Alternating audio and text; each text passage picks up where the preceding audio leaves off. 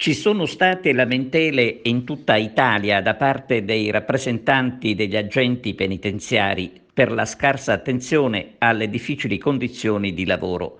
Dalla Lombardia alla Sicilia si sono registrati comunicati di protesta dei sindacati di categoria, ma una netta presa di posizione arriva proprio dalla Sicilia con un documento sindacale che, ringraziando il presidente della regione e l'assessore alla salute, stigmatizza il comportamento del provveditorato che ha lasciato a desiderare parecchio.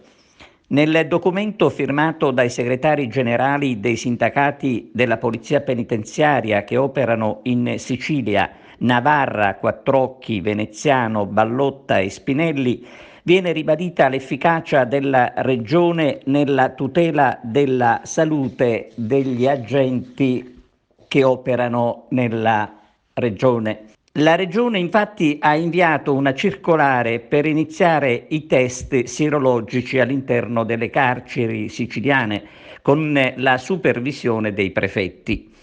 Per i sindacati quella di coinvolgere i prefetti è già una garanzia contro l'inefficienza di chi avrebbe dovuto gestire meglio l'emergenza, ovvero i vertici regionali dell'amministrazione.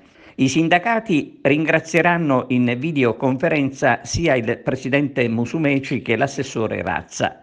È giusto, scrivono i sindacalisti, dare merito a chi si è attivato in poco tempo in favore di chi opera in trincea, a dispetto di chi vive seduto nelle poltrone. Aggiungiamo noi che vanno bene i ringraziamenti per una questione di stile e di buoni rapporti, però non bisogna chiedere come quasi un favore la tutela del proprio lavoro. Nel nostro caso forse è giusto ringraziare perché la solerzia non è un fatto normale, neppure di questi tempi.